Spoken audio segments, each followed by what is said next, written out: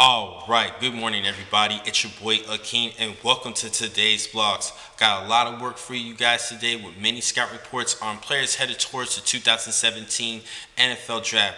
Moving forward with the defensive side, I'm going to finally start off with my top linebackers entering this year's draft. And for this vlog, I'm here to talk about my top man, Reuben Foster, coming out of Alabama at inside linebacker.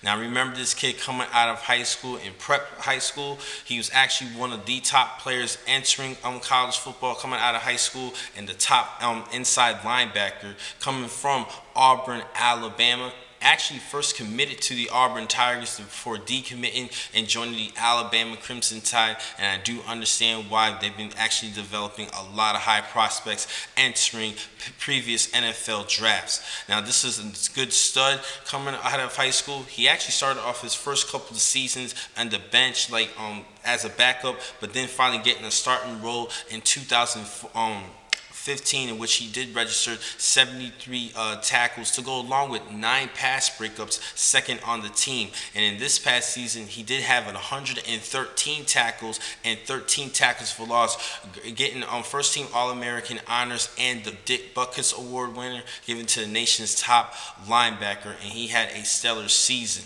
Now, he wasn't the SEC defensive player of the year. That actually belonged to Jonathan Allen, but respectively, Reuben Foster did well deserve the Buckets Award this past season, delivering some big, powerful hits this past year.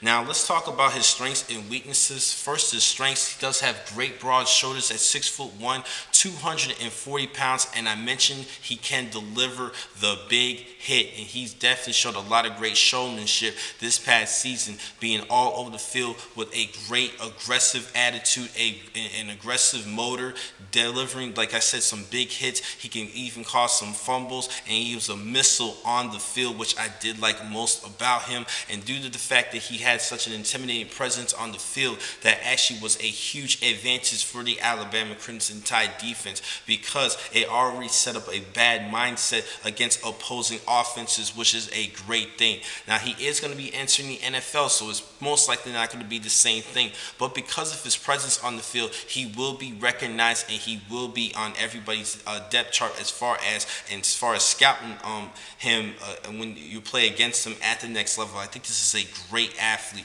He definitely launches himself well at ball carriers, and he can get from sideline to sideline. And do not let that 40 time fool you. He runs like around a 4.75 40. He does run faster than what you see on the field. Now, I do like the fact that he has the ability to help out in coverage. I did mention in 2015 he did have 9 pass breakups. I did like this kid a lot, and I think he could do a pretty good job at the next level, not only as a good linebacker who could register some great tackles like Patrick Willis of the San Francisco 49ers, but he can also show some great cover skills that shows a good little bit of versatility at linebacker. Now, he does have a couple weaknesses, so he can be a little bit too aggressive though, so there could be times where he could just overshadow plays in which he just missed out on his angles. Needs to work on his angles more compared to speed. I think when you get to the NFL, people like to use more athleticism, but you got to be able to understand and utilize the field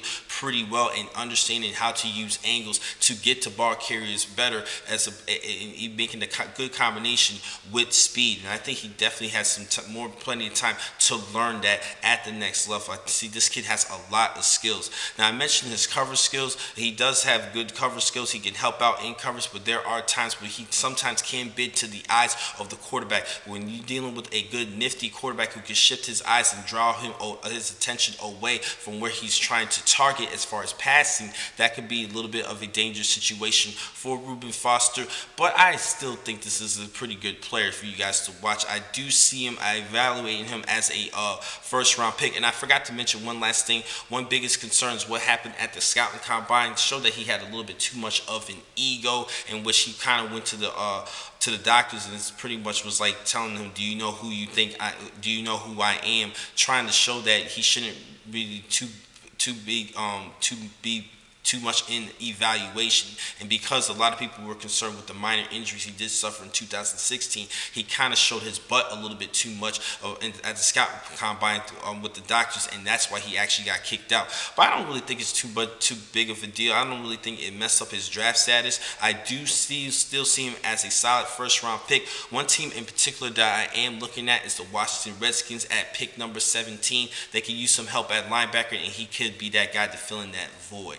Now, the next time I catch you guys will be in just a couple minutes. I have a lot more blogs for you today. Thank you for watching this blog. I'm your man, Akeem McCall. Be easy.